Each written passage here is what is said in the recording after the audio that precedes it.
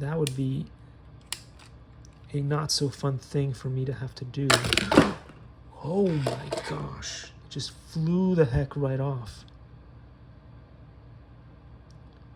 But when I threw it the heck off, luckily it landed in a safe spot, so it's okay.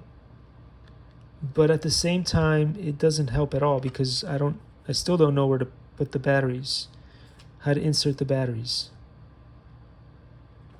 This is really strange. So I'm gonna have to do some research on it for real.